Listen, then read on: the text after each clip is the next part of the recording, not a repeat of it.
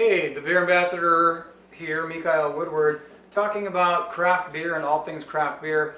And we're kind of doing a little different thing. If you want to, after the show today, you can go check this out on YouTube. Or if you're watching it on YouTube already, then you're seeing me say this. Otherwise, you can listen to it. So I'm going to get right into the show. I have my friend, Mike Niece, on the show with me. And he's sitting right here. Cheers. Mike, welcome to the show. Let's take a little sip of this great beer. A little pale ale. So the reason I asked Mike to come on the show, if you're watching this, you can see in the background we're having beers at his garage, which is the place where the magic happens, where he brews everything. You can see all of these red, white, and blue ribbons, which are first, second, and third place winning for contests he's been in for his beer. So this pale ale, what do you call this pale ale? I just call this Mike's Pale Ale. It's been a staple that I've had on tap for many years. Not the same recipe, but when I put it on tap, it's just, this is my pale ale. It's really good. What are the hops in there? This one is 100% Centennial. I'll tell you, the citrus notes on that really come through. It's nice and bright, really clean, and it's really nice to be able to drink a beer while we're on the show. So, I know you said you've won for this, not this actual batch, but for this recipe, you've won a couple of awards last year, right?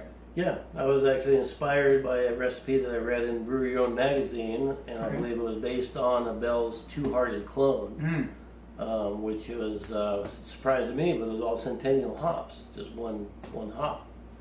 So I made a pale ale out of it, and the first one done very well, actually, yeah. Yeah. Pacific Brewers Cup, runner-up best of show after first place in its category. Nice. And I actually brewed that beer at the Los Angeles Ale Works back in December, I believe it was. I didn't know that. So they were selling the beer there? Yeah, I brewed Is it like a full pro-am batch of thing? beer, yeah, pro-am. Okay, very Had nice. it on tap there for a number of weeks. Yeah. It didn't come out as good as the original did, of course, since I did it in my garage. But no, it's just hard to duplicate. Yeah. Brewing it when in you're your garage, scaling up. Yeah. I don't know if it scaled up right, so it didn't have the pop and the hop that I was used to. So for those who don't know, pro-am is professional amateur together. But basically, are you putting the hops into the boil, the whirlpool there, and dry hopping? Yeah, well, some of the boil, of course, Okay. but not at the 60-minute level. I started at about the 30-minute edition. Okay. Loaded it up at the 10 and 0 minute, and then did a nice dry hop also. Awesome.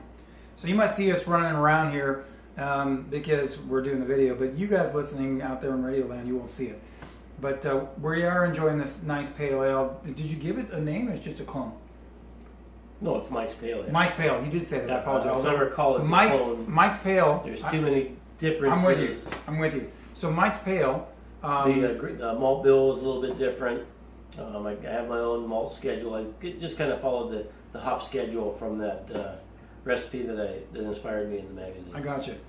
So just letting you guys know, when we finish this beer, we're going to try another one, so we'll be able to get it. So you can see all these awards back there. How long have you been doing competitions, my friend? My first competition, I think, was 2008. First win was 2009. But from there, it just kept going up and up. So you've been brewing for 11 or more years? 1992, my friend. Oh, 92. Yeah. Wow, I had no idea it was that long. Yeah, No wonder your beers are always so good and clean. I hope you learned something over them 27 years. He's learning something. And you never thought about going professional? I'll keep my day job. So he likes his day job, and you like it as a craft and a nice hobby. As you know, you talk to these professional brewers or the microbreweries owners, and they put in their life and soul 24 hours. I know. Entrepreneurs, they're not making a big dollar. They're getting by. They're just, it's more of a love of the craft. Yeah. And that's why you need to support local, because those guys are struggling. They're entrepreneurs. Yeah. So, but you enjoyed making this beer on a professional system last year. Then that must have been fun. That was a lot of fun. Absolutely, I learned a lot how the big boys do it for sure, and learned it's a team of people, not just one guy. One guy heads the thing, but you have a team of people loading the grain, crushing the grain, cleaning the equipment. There's just such a large scale. There's so much work to do. Yeah. and that leaves me back. I'll stick to my day job. And usually you're doing all the stuff yourself unless you're having someone come over. Me, and brew with you, 100% me here. So yeah. it's easier to manage on a 10-gallon scale. Nice. And so the way that Mike and I met is we're both in a homebrew club called Brewluminati, which you can check out on Facebook and become a member if you want, or just kind of lurk around. But so we've been involved in a lot of monthly meetings where he brings beer and there's tastings. Sometimes I used to bring beer, but I haven't brewed in a long time. That's the truth of it. But this last month he's won it before, but I just have to bring it over for Brewluminati. We have more of a bragging rights kind of only, and the bragging rights, you get to win this this really sexy, kind of it's like a disco ball married a Beatles 60s jacket, like from the Yellow Submarine tour. That's kind of what it is, right? Yeah, or and Liberace. So I think that Mike can actually put it on, but there's a couple others that have won it. They can't put it on. I put it on once before, but I haven't won it. I don't enter beers like that. I just squeeze in. But so you could actually add this jacket up on that wall. How many times do you think you've had this jacket? 4 times. 4 times. So you knows exactly. So he's won a monthly thing on top of all those ribbons back there. Which one is so? Part of what I was talking about and bringing on the show is that this week is Homebrew Con, and it's the 40th anniversary, and they're calling it Beervana. And of course, Charlie Papazian is going to be retiring, so it's his last year officially with the American Homebrewers Association, or the Brewers Association, because one split off of the other. Yeah? The joy of home brewing has been my Bible from the day I started brewing. Nice. So Charlie's taught me a lot through his books and his teachings. Yeah, he's a really nice guy. I don't know if you've ever had I've never met him personally, but Charlie, I love you, man. I love him too, man. I enjoy that book. I own that book. I didn't know it was your Bible, but it will teach you a lot if you're out there and you're trying to learn about home brewing. And that's why we're talking about home brewing right now. We're talking about Homebrew Con, and that's next week, or this week actually, I'm sorry. And so you won for your category in the Nationals, right? In the first round. In the first round, I should say. It's going up to Nationals, you'll find out. So tell us a little bit about that beer and your experience, and tell people how kind of, maybe the process or something. Well, a recipe in another magazine that I read inspired me for this American Amber. So I brewed it several times. I've done very well with it. I always liked that beer. So this one won first place in the American Amber and Brown category. They combined the two. Yeah. 35 some entries in the San Diego division. So that was a very, very tough so you made competition to win first off. Yeah. The beer was, of course, I thought it was really good, well balanced, clean, easy drinking. I had no idea that it was going to come in first place in that category in San Diego. So once very you pleased first, with that. so that's considered first round.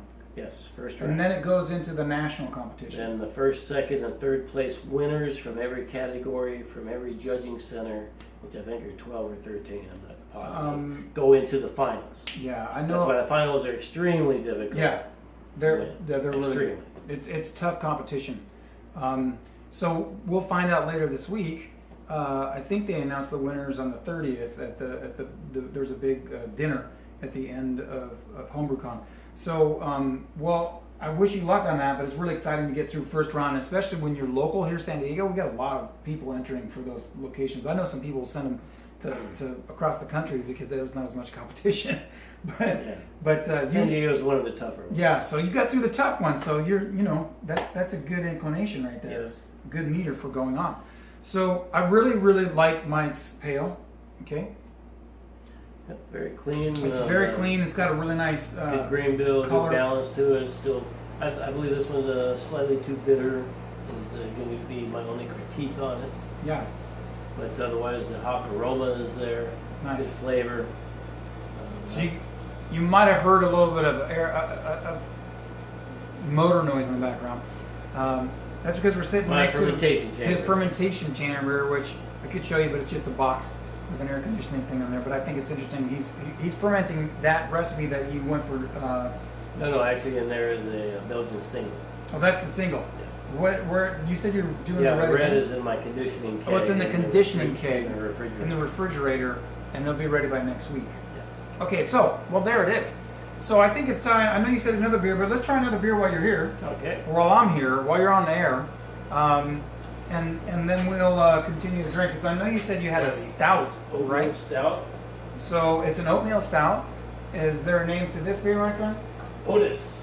So Otis, which is good for oats and stuff. Sorry, man. Oh, that's okay. I can taste it.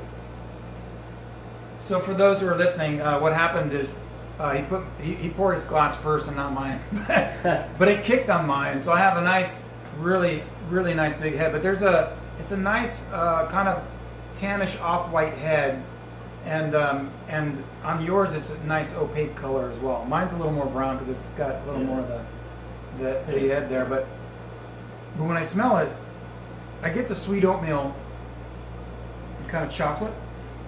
Chocolate notes to it. I get some roast, but not much coffee or anything. So did you just use pale chocolate or? I brewed this one back in December without pulling out my notes. Okay. I couldn't really. That's okay. I don't always remember every one of my recipes either. So I'm going to taste it and tell you guys what I think about it.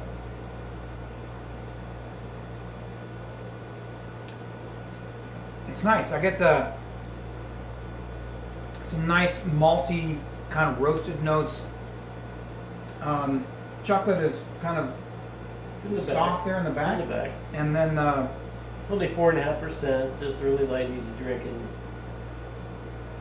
I get the oats. I get the oats in there. I did toast the oats before they went into the mash. So. Toasted oats. Toasted oats. Sweet. Not sure if you can really detect that. But. Yeah, I guess I'll have to go back to the pale once this one's done. But you guys are listening out there.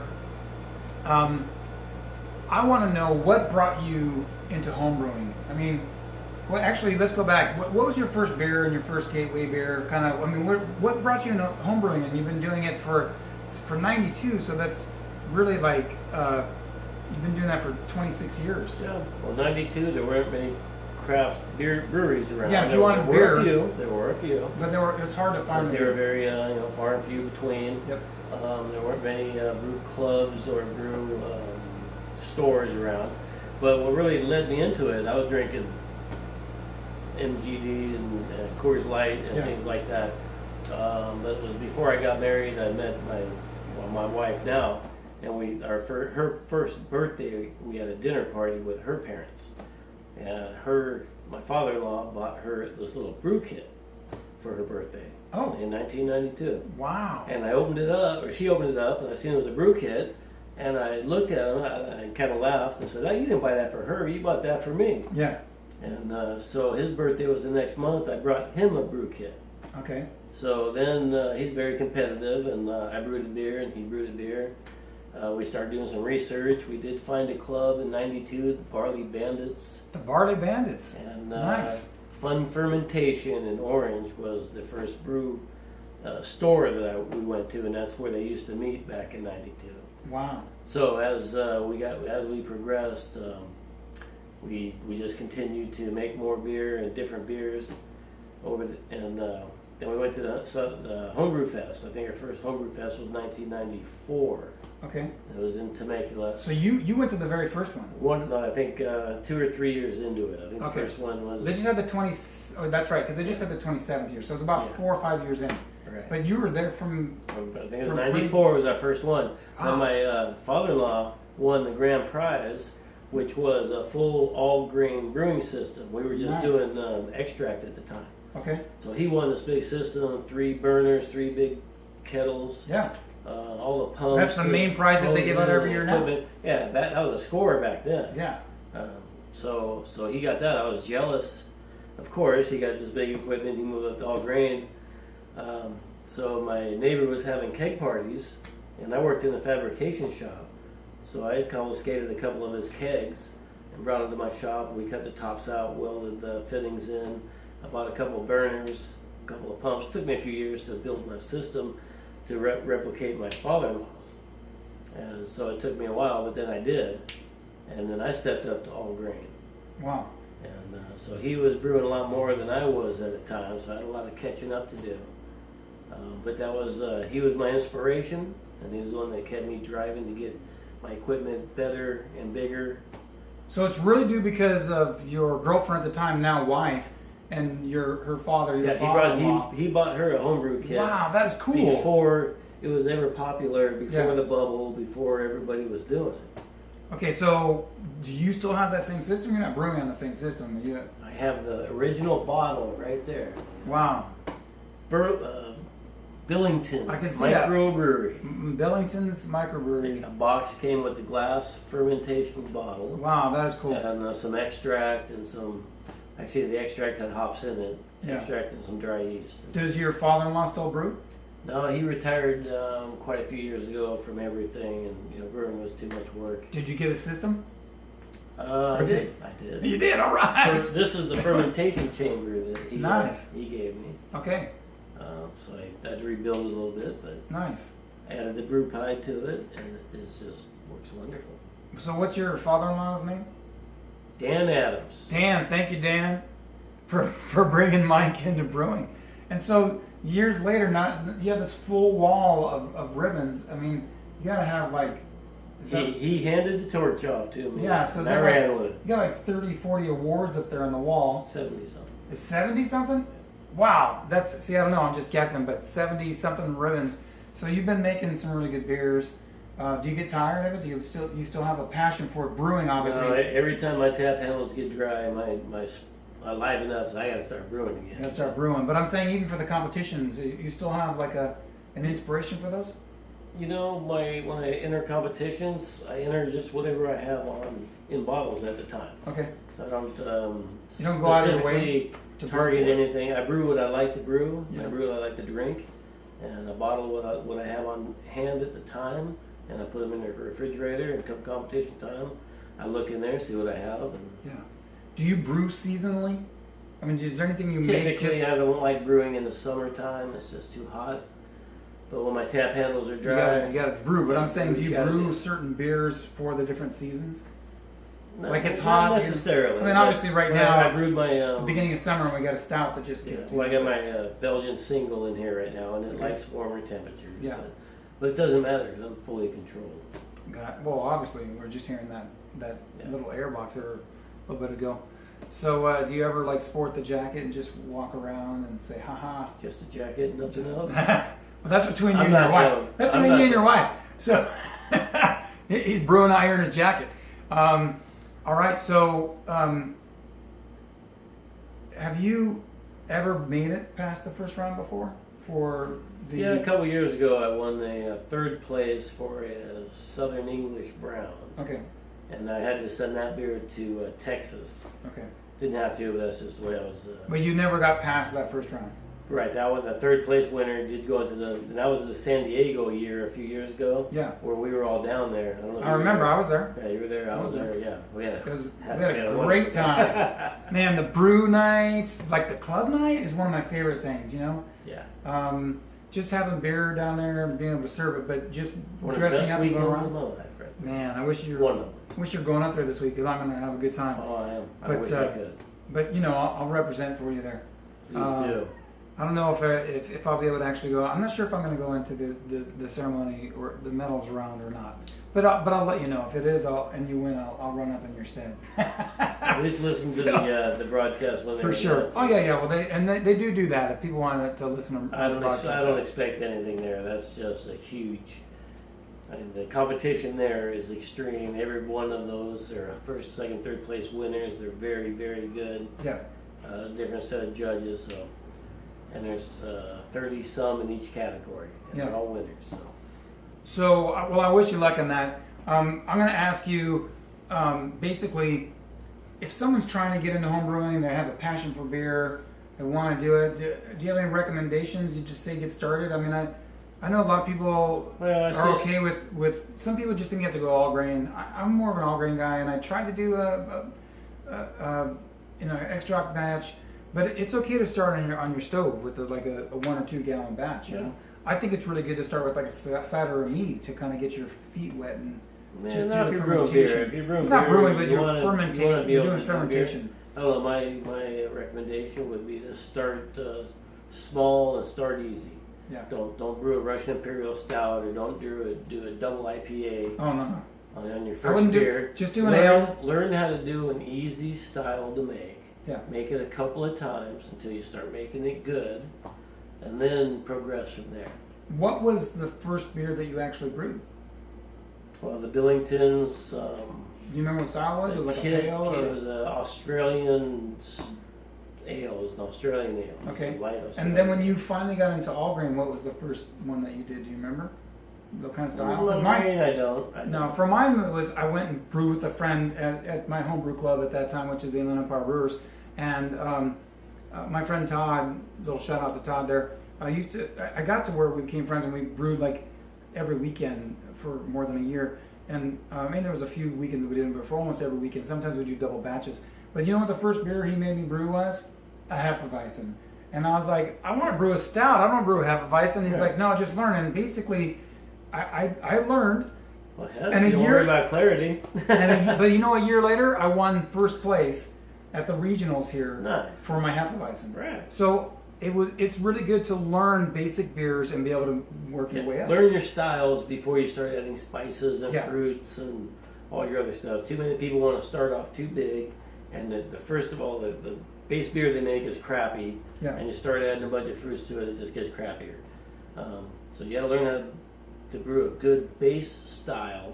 Make sure it's good to everyone's liking, not just your own. If you want to brew to style. Sure.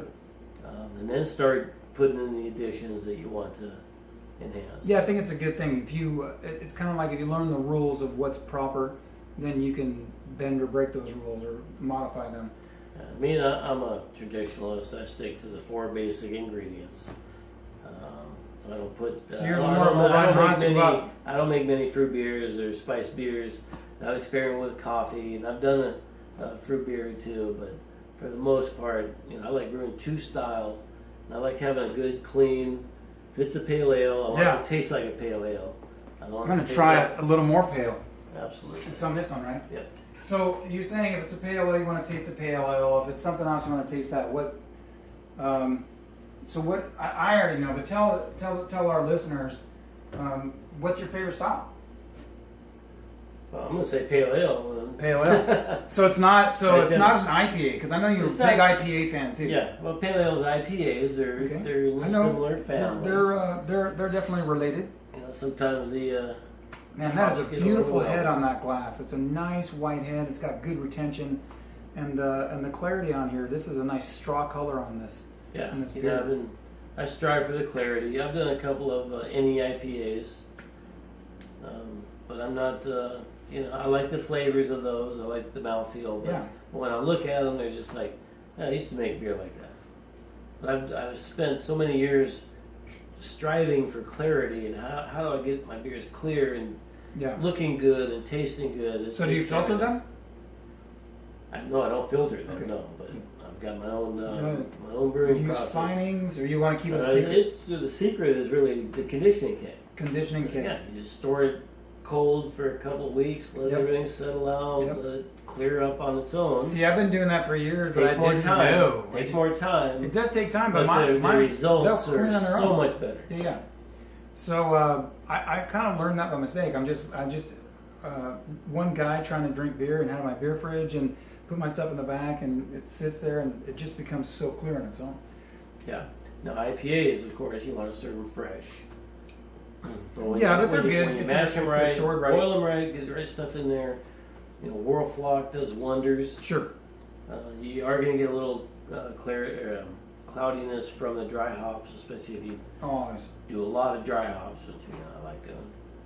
So I know that also you have such a love for beer and the beer community with our friends, and you go to fest like you're saying. So you've been going to fest for have you ever missed a fest? Except for the one year when we were black, Like from '94 was my first one. Yeah, I mean I did several in a row then. and then you missed for a while and came back.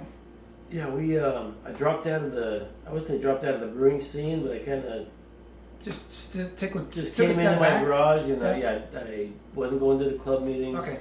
For like 4 or 5, maybe even close to 10 years. I took a couple years off when my girls were real small. Yeah.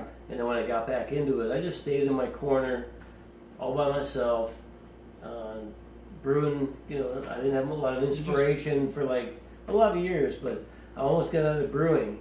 But then one day someone told me about Addison's home brewing store, and I went over there and they had club meetings, and I went to the first club meeting, and that just re-inspired me, and that was,